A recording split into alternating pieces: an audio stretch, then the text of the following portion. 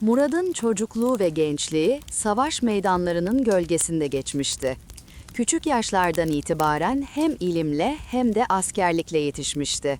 Babası ona sadece bir beyliğin yönetimini değil, bir medeniyetin temellerini bırakmıştı. Murad'ın etrafında dönemin en önemli bilginleri, şeyhleri ve gazileri vardı. Onlardan ilim, adalet ve dirayet öğrenmişti. Karakterinde mütevazi bir sükûnet vardı.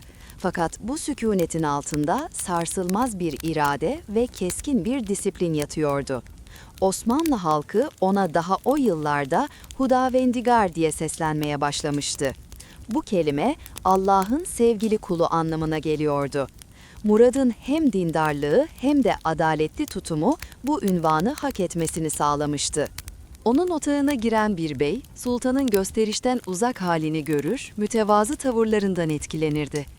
Ama aynı zamanda yüzüne baktığında gözlerinde çelik gibi bir kararlılık hissederdi. Murat'ın özel hayatı da kalabalık bir hane ile şekillenmişti. Tarihçiler onun 30'dan fazla çocuğu olduğundan söz eder. Ancak içlerinden birisi ileride Osmanlı tarihine damgasını vuracaktı. Yıldırım Bayezid. Henüz genç bir delikanlı olan Bayezid, babasının gözüne çarpan cesaretiyle, süretiyle ve atılganlığıyla diğerlerinden ayrılıyordu. Murat, oğullarına düşkün bir babaydı fakat devletin çıkarlarını her şeyin üzerinde tutuyordu. Tahta çıktığı ilk günlerde Bursa sokakları beylerin ve askerlerin tekbir sesleriyle yankılanıyordu. Murat atının üzerinde halkın arasından ağır ağır geçerken gözleri yerden hiç ayrılmıyordu. Çünkü o anın yükünü derinden hissediyordu. Bu sadece bir iktidar değişimi değildi. Osmanlı için yepyeni bir çağın başlangıcıydı. O an belki de ileride imparatorluğa dönüşecek bir devletin kader anıydı. Murad'ın karakterinde iki büyük özellik birleşmişti. İlki tevazu. Otağında sade yemekler yer, halkıyla iç içe olur, beylerin karşısında gösterişten uzak bir tutum sergilerdi. İkincisi ise disiplin. Askeri konularda en ufak bir gevşekliği kabul etmezdi. Sefer vakti geldiğinde ordunun düzeni kusursuz olmalıydı. Emirler kesin, itaat ise mutlak olacaktı. İşte bu iki özellik Osmanlı'yı bir beylikten çıkarıp devlet haline getiren unsurların başında geldi. Orhan Gazi'nin ardından Balkanlarda ve Anadolu'da pek çok göz Osmanlı'nın üzerine çevrilmişti. Bizans iç karışıklıklarla boğuşuyor, Sırp ve Bulgar beyleri kendi iktidar kavgalarına düşüyordu.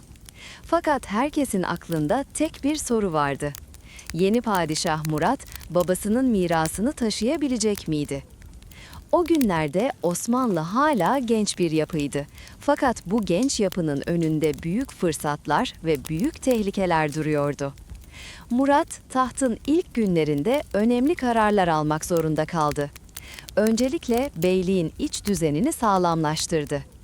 Anadolu'daki topraklarda beylerin ve halkın bağlılığını tazeledi. Ardından gözlerini batıya çevirdi. Çünkü onun için Osmanlı'nın geleceği sadece Anadolu'da değil, Rumeli'deydi. Eğer Osmanlı Avrupa kıtasına geçer de orada kalıcı olursa artık sıradan bir beylik değil, geleceğin imparatorluğu olabilirdi. O günlerde otağında yalnız kaldığında önüne serilen haritalara uzun uzun bakar, gözlerini Rumeli topraklarına dikerdi. Çanakkale Boğazı'nın karşı kıyısı, Bizans'ın zayıf kaleleri ve Balkanların parçalanmış beylikleri. Tüm bunlar Osmanlı için yeni bir kaderin işaretiydi. Murat dua ederek mırıldanırdı. Allah'ım bu emaneti bana yükledin. Eğer niyetim hayırsa yolumu açık eyle. İşte böyle başladı Hudavendigar döneminin ilk günleri. Bursa'da yükselen tekbirler, Anadolu'da yenilenen bağlılıklar ve Rumeli'ye uzanan hayaller. Bu genç padişah kısa sürede sadece halkının değil, tüm dünyanın dikkatini çekecekti. Onun döneminde Osmanlı artık bir uç beyliği değil, devletleşen ve Avrupa'ya adım atan bir güç olacaktı. Bu yolun ilk taşları Bursa'da döşendi. Ama ilerleyen yıllarda o taşlar Edirne'ye, Meriç kıyılarına ve Kosova ovalarına kadar uzanacaktı.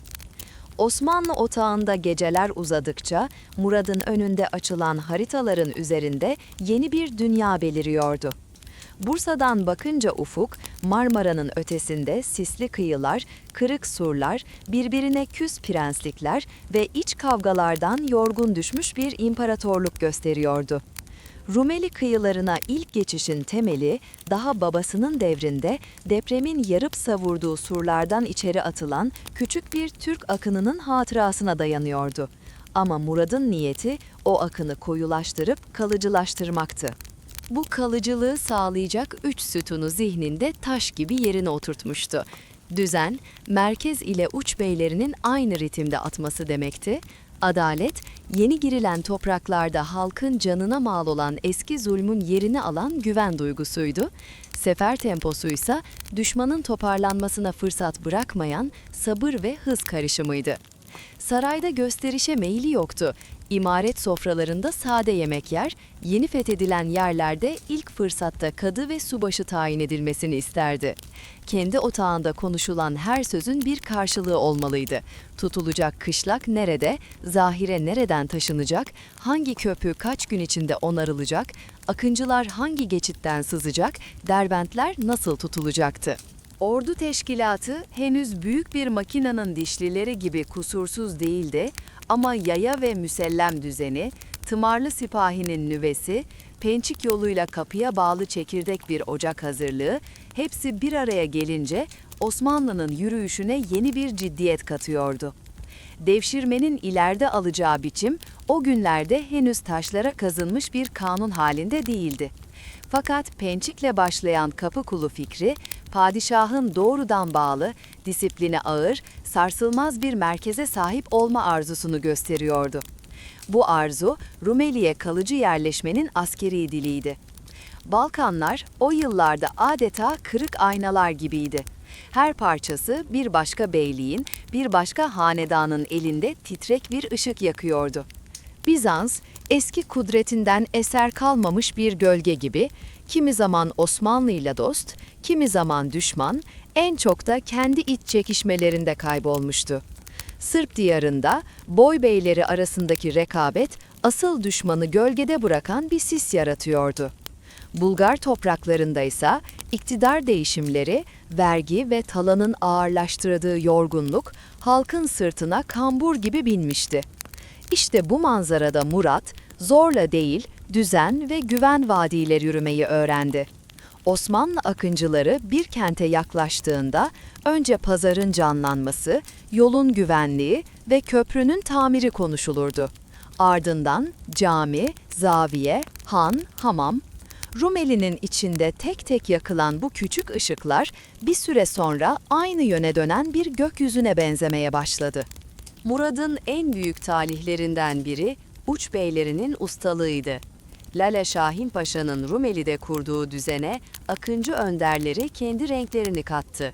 Mihaloğullarının derin geçit bilgisi, Evrenos Bey'in ufku genişleten iskan ve vakıf anlayışı, Hacı İlbey gibi tecrübeli gazilerin ani baskın kabiliyeti, padişahın çizdiği geniş stratejiyi sahada ete kemiğe büründürdü. Akıncı için harita yalnızca yolların değil, insanların psikolojisinin de resmiydi. Hangi köyün hangi beyliğe kırgın olduğu, hangi kalede garnizonun maaşının aksadığı, hangi pazarın hangi gün kurulduğu, hangi vadide sisin sabaha kadar inmediği. Bu ayrıntılar savaş defterlerinin dipnotları gibi görünür ama asıl zaferi işte bu ayrıntıların toplamı getirirdi. Edirne'nin kaderine yazılan satırlar, murad edilen Rumeli'nin kalbini işaret ediyordu.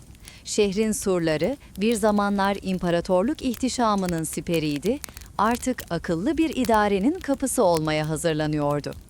Fethedilişi kadar başkent yapılışı da semboldü. Başkenti Anadolu'dan Avrupa'ya taşımak bir coğrafya değişikliğinden ibaret değildi. Devletin bakışını ve dilini genişletmekti. Edirne'ye giren sancak, Rumeli'ye kök salma iradesinin aleni ilanıydı. Şehre kadı gönderildi, vakıflar kuruldu, çarşıların kalbi attı, köprüler onarıldı. Şehir bu yeni nefesi içine çektikçe Osmanlı ordugahı da surların ötesindeki dünyayı bir merkezden yönetmenin rahatlığına kavuştu. Bu sırada Balkanlardaki diğer güçler Osmanlı'nın yürüyüşünü önce küçümsediler, sonra ürktüler ve en sonunda birleşmenin vakti geldiğini düşündüler. Dillerinde Osmanlıların gece yürüyen atlarının nal sesleri uğulduyor, çadırlarda meşalelerin parıltısı korkuya dönüşüyordu. Osmanlı kronikleri Sırp Sındığı adını taşır. Modern anlatılarda bu savaş Çirmen adıyla da anılır. Nehrin kıyısında sisli ve ağır bir gecede kurulan büyük bir pusu ve o pusunun iki farklı dünyayı nasıl iki yana savurduğu hatırlanır. Savaşın tarihi, çağdaş kaynakların kırık dökük satırlarında farklılıklar gösterebilir. Ama asıl kesin olan Meriç kıyısındaki o gece, Osmanlı'nın artık Rumeli'de kalıcı bir güç olarak kabul edilmesidir. Bu kabul, yalnız kılıçla değil, kılıcın açtığı yolda gelen düzen ve güvenle sağlandı.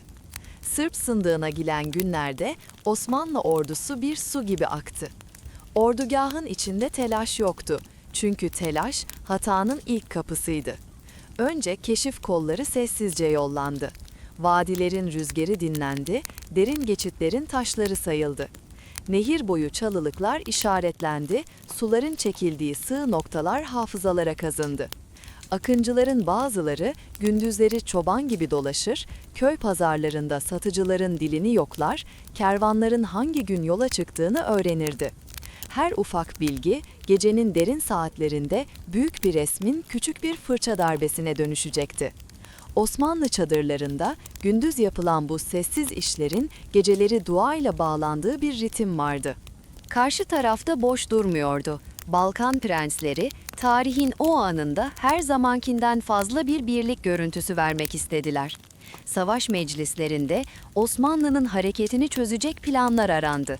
Kimi açık ovada büyük bir meydan savaşını savundu, kimi nehirlerin ve bataklıkların Osmanlı disiplinini bozacağını düşündü, kimi de uzun bir ikmal savaşıyla Osmanlı ordusunu yormayı önerdi. Fakat birlik çoğu zaman en zayıf halkanın niyeti kadar sürer. Osmanlı'nın karşısında birleşen bu güçler aynı hedefe bakmalarına rağmen aynı cümleyi kurmayı beceremiyordu. Osmanlı ise daha az sözle, daha çok iş yapan bir ordu olmayı işte bu yüzden kısa zamanda öğrendi. Meriç'in ağır akışı geceleri yeryüzüne düşmüş bir kurşun çizgisi gibiydi. Sazlıklar rüzgarla birlikte fısıldar, suyun üstünde ince sisler gezinirdi. O gece Osmanlı planının özü basit ve derindi. Düşmanı en güçlü olduğunu sandığı yerde, kendi kampında, yorgunluğun ve rahatlığın birbirine karıştığı bir anda yakalamak. Hacı İlbey adını taşıyan yaşlı bir kurt, akıncıların arasında asırlık bir ağacın gövdesi gibiydi. Ağır, sağlam, kökleri toprağın en derininde. Gece baskınının dili onun tecrübesinde berraklaşıyordu. Emir, kısa, yol uzun değildi. Meşaleler söndürüldü. Yalnızca gökyüzünde ayın seçtiği bir çizgi kalmıştı. Atların nefesi, dizginlerin hafif şıngırtısı ve kılıçların kın içinde gezinen sabırsızlığı dışında ses yoktu. Her savaşın bir anı vardır. Kılıçların henüz kınında, sözlerin henüz dudakta kaldığı, nefesin göğste tutulduğu bir an. Sırp Sındığı'nda o an, nehrin kıyısındaki çadırların içindeki gülüşlerin sönüp, dışarıdaki gölgelerin büyüdüğü saniyelere denk geldi. Baskın başladığında gece birden ikiye yarıldı. Çadır kapıları yırtıldı, meşaleler fırlatıldı, bağırışmalar suya düşen ağır zırhların boğuk gürültüsüne karıştı. Meriç o gece bir nehir değil, kaçışın kara yazgısıydı. Birçok asker panikle karanlık suya koştu. Kıyıda çamura saplanan ayakların çıkarmaya çalıştığı ses bir ömrün son nefesi kadar çaresizdi. Osmanlı süvarileri atların boyunlarına kapanmış, önceden ezberledikleri patikaları gözleri kapalı geçer gibi savrulmadan ilerliyorlardı. Gece planın müttefikiydi.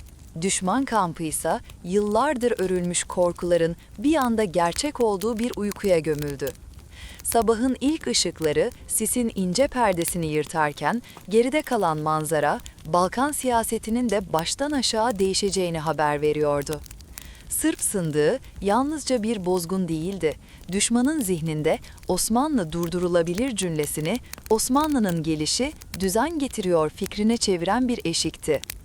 Birçok beylik ve prenslik o günden sonra Osmanlı'yla savaşmayı değil, Osmanlı'yla yaşamanın şartlarını konuşmaya meyletti. Kimisi vergi vererek, kimisi asker göndererek, kimisi kız alıp vererek. Diplomasi, kılıcın bıraktığı menzili genişletti. Osmanlı'nın Rumeli'de kalıcı olmasının sırrı tam da buradaydı. Öncü kılıç, ardından gelen kadı. Açıkta sancak, geride imaret. Savaş meydanında süvari, şehir kapısında esnaf. Hepsi bir arada bir düzen resmine dönüştü. Murat, zafer haberlerini otağında sakin bir yüzle dinledi. Zaferin ilk meyvesi gurur değil, tedbirdir diye fısıldardı içinden. Derhal lağımcıların ve köprü ustalarının listeleri çıkarıldı, kışlaklar işaretlendi, nehrin taşkın zamanları takvime bağlandı. Kalıcı olmak bir günde alınan karar değil, her gün yeniden kurulan bir iradeydi. Evrenos Bey'e yeni bir iskan programı için vakıf gelirleri tahsis edildi. Pazar günleri çakışmasın diye civar kasabalara farklı günler konuldu. Yolların güvenliği için darbentlere nöbetçi bölükler yerleştirildi.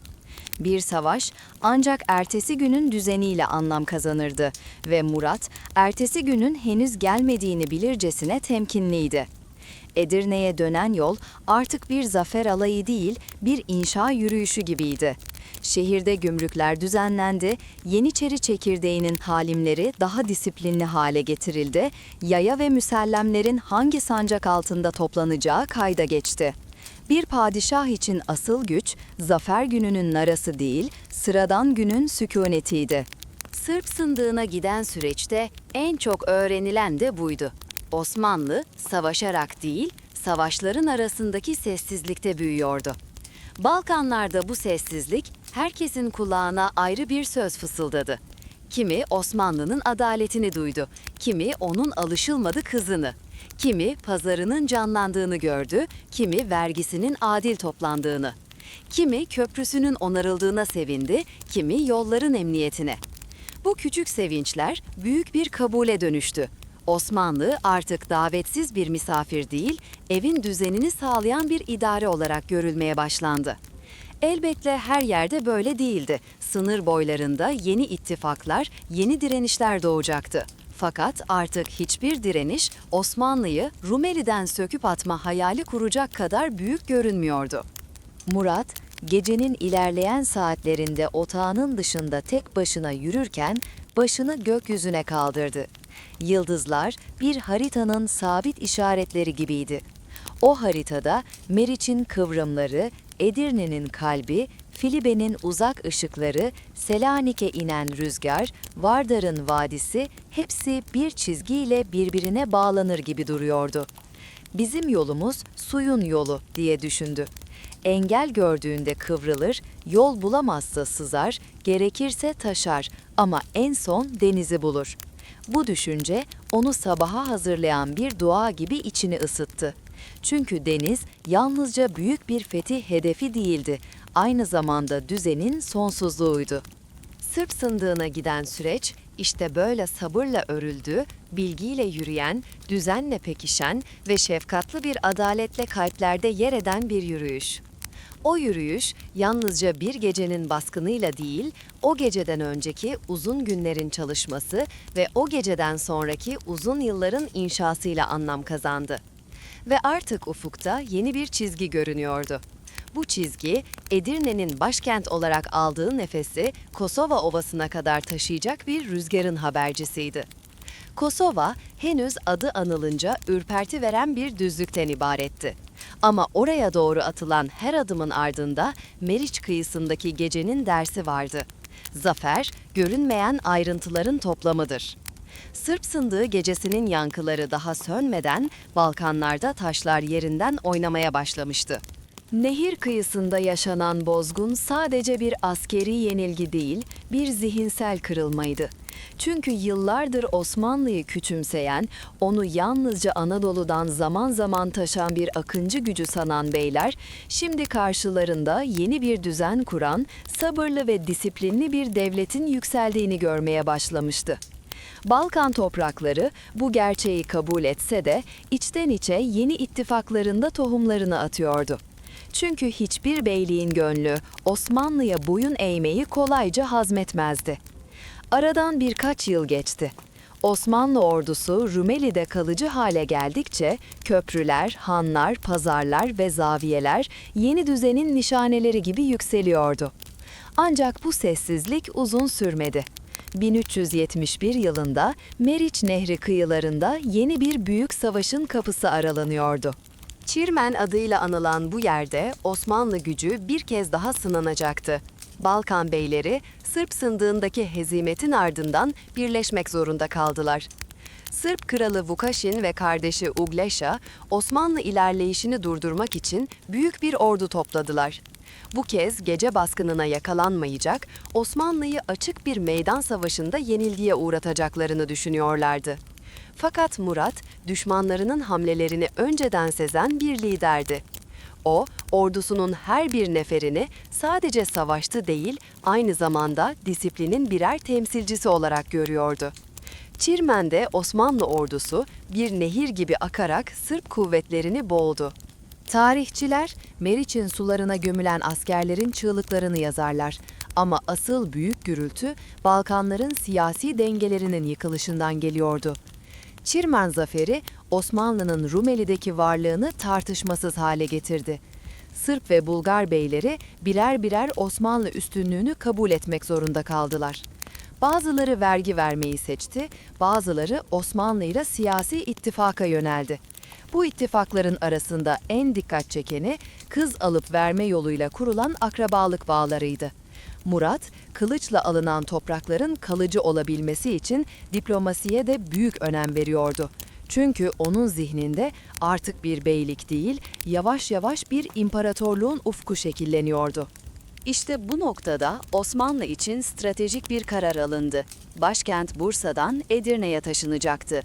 Bu karar yalnızca coğrafi bir değişiklik değil, aynı zamanda siyasi ve kültürel bir devrim niteliğindeydi. Çünkü Osmanlı'nın yönü artık sadece Anadolu'ya değil, Avrupa'ya çevrilmişti.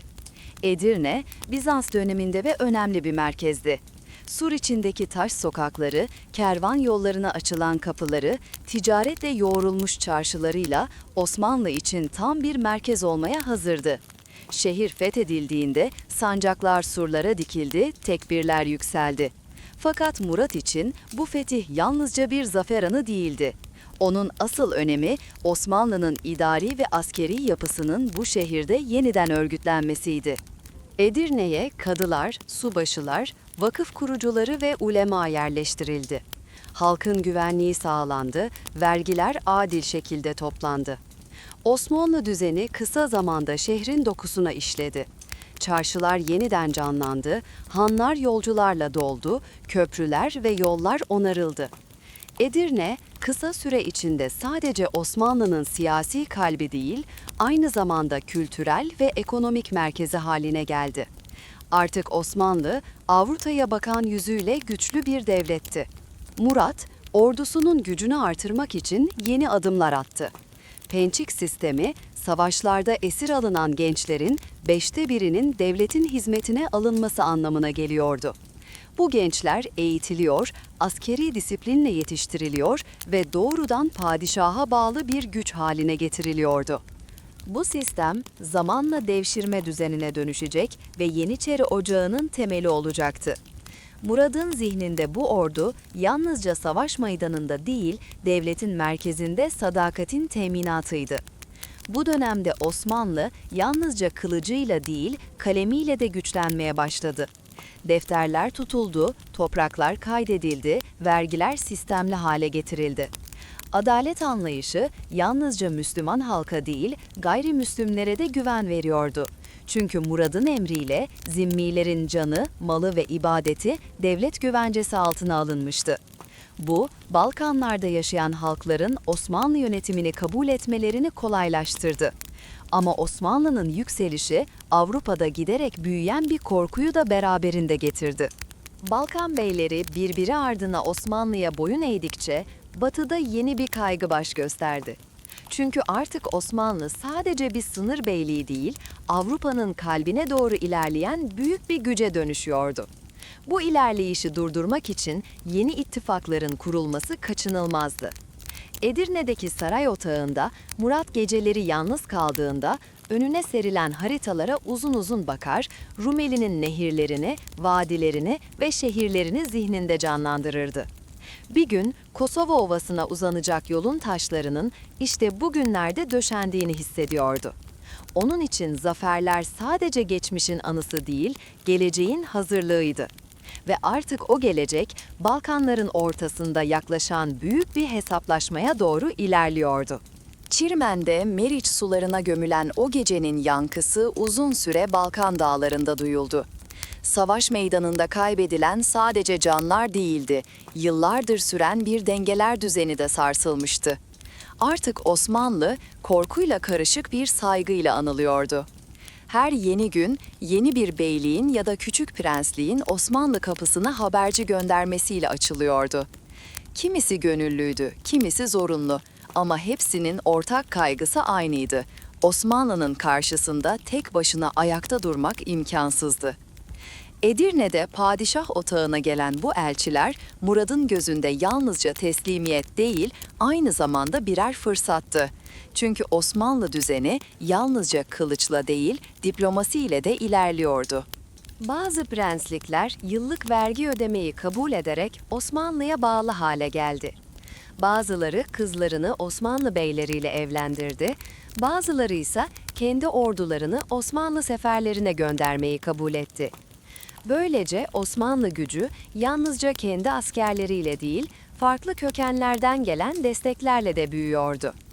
Bu süreçte Osmanlı'nın izlediği yol, Balkan halkları için beklenmedik bir tecrübeydi. Daha önce Haçlı orduları geçtiğinde köyler yakılır, insanlar esir alınır, pazarlar yağmalanırdı. Osmanlı ise farklı bir düzen getirmişti. Vergi adildi, güvenlik sağlanıyordu, yol kesen eşkıyalar temizleniyor, köprüler onarılıyordu. Birçok halk için bu yıllardır görmedikleri bir huzurdu. Zamanla bu düzenin halk arasında yayılması, Osmanlı'ya karşı direnişi değil, kabullenmeyi artırdı. Murat, bu noktada yalnızca bir kumandan değil, devlet adamı olduğunu gösterdi. Edirne'yi yeni başkent yapmasının ardından şehri adım adım bir idare merkezine dönüştürdü. Saray otağı sadece bir hükümdar çadırı değil, defterlerin tutulduğu, emirlerin yazıldığı, diplomatik görüşmelerin yapıldığı bir yönetim merkezi haline geldi. Defterdarlar vergileri kayda geçiriyor, nişancılar fermanları yazıyor, beylerbeyi sefer hazırlıklarını koordine ediyordu. Osmanlı artık uç beylerinin birleştiği bir beylik değil, sınırları aşan bir devlet olmuştu. Fakat bu yükseliş Avrupa'da giderek büyüyen bir korkuyu da beraberinde getirdi. Sırp ve Bulgar beyleri Osmanlı'ya boyun eğmek zorunda kalmıştı. Bizans İmparatoru ise Osmanlı'nın desteği olmadan ayakta kalamayacak durumdaydı. Batı'da ise papalık, Osmanlı'nın bu ilerleyişini Hristiyan alemi için büyük bir tehdit olarak görüyordu. Kiliselerde yapılan ayinlerde vaaz veren rahiplerin dilinde Osmanlı tehlikesi vardı. Çocuklara bile doğudan gelen yeni gücün durdurulmazsa Avrupa'nın kalbine kadar gireceği anlatılıyordu. 1380'lere gelindiğinde Osmanlı ordusu Balkanlarda hakim güç haline gelmişti. Sırp prensleri birer birer Osmanlı'ya bağlılıklarını bildirmişti. Ancak içlerinden bazıları bunu gönülsüz yapıyor, ilk fırsatta yeniden ayaklanmayı düşünüyordu. Bulgaristan'ın bir kısmı tamamen Osmanlı topraklarına katılmış, diğer kısmı ise vergiye bağlanmıştı. Bizans İmparatoru ise kimi zaman Osmanlı'dan yardım istiyor, kimi zaman gizli ittifaklarla Osmanlı'nın ilerleyişini durdurmaya çalışıyordu. Murat için bu tablo hem bir güç gösterisi hem de dikkatle yürünmesi gereken bir yoldu. Çünkü Osmanlı'nın kalıcı olabilmesi sadece savaş meydanında zafer kazanmakla değil, diplomatik dengeleri korumakla mümkündü. İşte bu yüzden Edirne Sarayı'nda yalnızca askeri planlar değil, diplomatik yazışmalarda gece gündüz devam ediyordu. Ordu ise bu süreçte sürekli gelişiyordu. Pençik sistemi daha düzenli hale getirildi, padişaha bağlı askerlerin sayısı arttı. Yeniçeri Ocağı'nın ilk çekirdeği oluşmuş, Osmanlı ordusunun bel kemiği haline gelmeye başlamıştı. Bu ordu yalnızca savaş kabiliyetiyle değil, disiplinli yapısıyla da farklıydı. Murat, askerlerine bir bey gibi değil, bir baba gibi davranırdı. Onlara sade sofralarda eşlik eder, sefer vakti olduğunda en ön safta yer alırdı. Bu bağlılık, Osmanlı ordusunu diğerlerinden ayıran en büyük özelliktir. Balkanlarda Osmanlı ilerleyişi sürerken Avrupa'da yeni bir büyük ittifak hazırlığı başladı.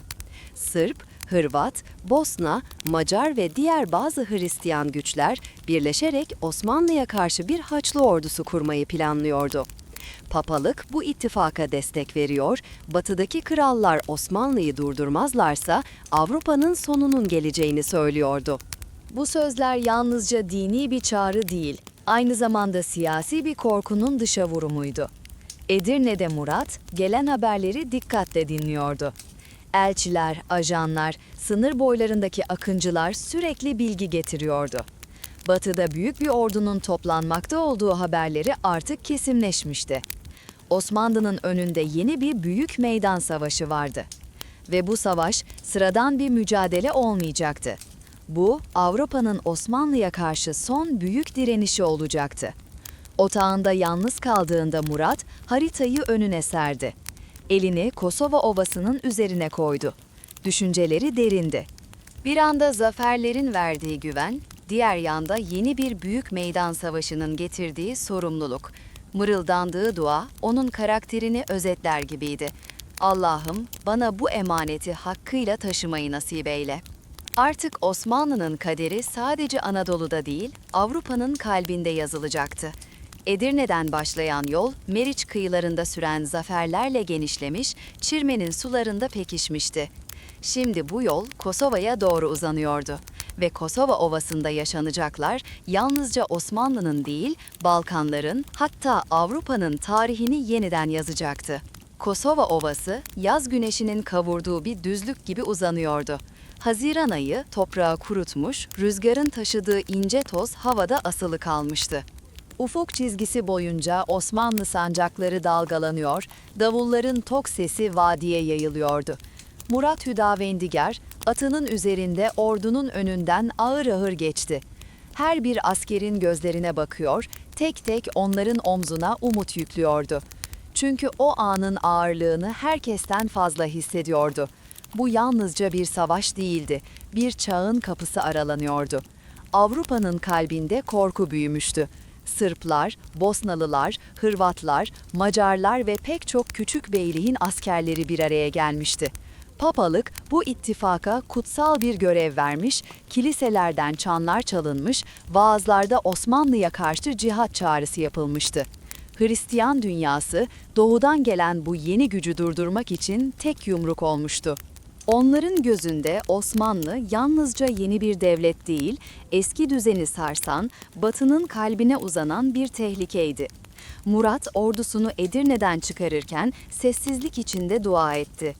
Otağında dizlerinin üzerinde uzun süre secdeye kapanmış, Allah'ım bize bu emaneti hakkıyla taşımayı nasip et demişti. Onun duası askerlerine cesaret, düşmanına korku veriyordu. Çünkü Osmanlı ordusunun her neferi padişahının gözünde yalnızca bir asker değil, bir davanın taşıyıcısıydı. Kosova'ya yaklaşıldığında Osmanlı ordusu 3 kola ayrılmıştı. Merkezde bizzat Murat vardı. Sağ kolda Yıldırım Bayezid, sol kolda ise Yakup Çelebi bulunuyordu. Akıncılar ovaya yayılarak düşmanın yollarını kesti. Yeniçeriler ortada saf tuttu, sipahiler kanatlardan ileri atılmaya hazırdı. Murat, ordusunu yerleştirirken gözlerini gökyüzüne dikti. Bulutlar ağır ağır toplanıyor, ufukta kara bir örtü gibi ovayı kaplıyordu. Düşman cephesi ise görkemliydi. Sırp Prensi Lazar ordunun başında, yanında Bosna Kralı Tvrtkun'un kuvvetleri, Hırvat ve Macar birlikleri vardı. Binlerce zırhlı şövalye demirden bir duvar gibi sıralanmıştı. Avrupa'nın en sert savaşçıları Osmanlı'yı durdurmak için burada birleşmişti. Onların çadırlarında rahipler dualar ediyor, sancakların üzerinde haçlar parlıyordu. Fakat bu birlik içinde de farklı hesaplar vardı.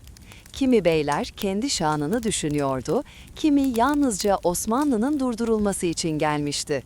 Savaş günü geldiğinde sabahın erken saatlerinde mehter'in sesi ovada yankılandı. Davullar gök gürültüsü gibi çaldı, zurnalar ince bir feryat gibi havada yükseldi. Osmanlı ordusu saf bağladı, sancaklar dalgalandı, tekbir sesleri göğe yükseldi. Karşı cephede Haçlı sancakları dalgalanıyor, çan sesleri ovada yankılanıyordu. İki dünya tek bir düzlemde karşı karşıya gelmişti. İlk çarpışmalar Akıncıların hızlı hücumlarıyla başladı. Osmanlı atlıları düşmanın ön saflarına yıldırım gibi daldı, ok yağmuru gökyüzünü kapladı. Şövalyelerin ağır zırhları onları korusa da Osmanlı okçularının keskin nişanları çelik plakaların aralarına ölüm saçıyordu. Ardından sipahiler hücuma geçti, mızraklar parladı, kalkanlar çarpıştı. Savaşın en çetin anında Yıldırım Bayezid sağ koldan öyle bir atak yaptı ki düşman safları bir anda yarıldı. Bayezid'in cesareti dillere destandı. Onun atının nalları toprağa döverken ordusu bir sel gibi önüne kattığını ezip geçiyordu. O an Osmanlı askerleri arasında Yıldırım adı yayıldı. Çünkü onun hücumu gökten inen şimşek gibi ani ve yıkıcıydı. Sol kolda Yakup Çelebi de aynı kararlılıkla savaşıyordu. Ancak düşman ordusu çok kalabalıktı, dalga dalga saldırılar sürüyordu. Kan toprakla karışıyor, Kosova Ovası kırmızıya boyanıyordu. Çığlıklar, davullar, tekbirler, Haçlı savaş naraları birbirine karışıyor, gökyüzü kararmış gibi bir savaş atmosferi oluşuyordu. Günün ilerleyen saatlerinde Osmanlı üstünlüğü belirginleşmeye başladı. Disiplinli düzen, hızlı manevralar ve padişaha bağlılığın verdiği güç düşmanı dağıtıyordu. Sırp Prensi Lazar esir alınmış, Haçlı ordusu geri çekilmeye başlamıştı. Fakat tarihin en dramatik anlarından biri işte bu sırada yaşandı. Murat, savaş meydanını görmek için atından indi. Zafer kazanılmıştı ama onun yüreğinde gururdan çok şükür vardı. Esirlerin arasında dolaştı, yaralıları seyretti. O sırada Miloš Obilić adında bir Sırp asilzadesi esir kılığına girerek padişahın yanına yaklaştı. Murat onu savaş esiri sanarak huzuruna kabul etti. Fakat o an tarihin akışını değiştiren bir hançer padişahın göğsüne saplandı. Çevresindekiler saldırganı anında öldürdü fakat Murat ağır yaralanmıştı. Yere düşerken dudaklarından şu sözler döküldü. Zafer bizimdir, Allah'a hamdolsun. O an Osmanlı ordusunun zaferi kesinleşmiş fakat padişahı şehit olmuştu. Ordugah bir anda sessizliğe büründü. Beyler, komutanlar, askerler gözyaşlarını tutamadı. Bir yanda zaferin sevinci, diğer yanda padişahlarının kaybı. Bu Osmanlı tarihinde eşine az rastlanır bir andı. Murat Hüdavendigar, Osmanlı'nın ilk şehit padişahı olarak tarihe geçti.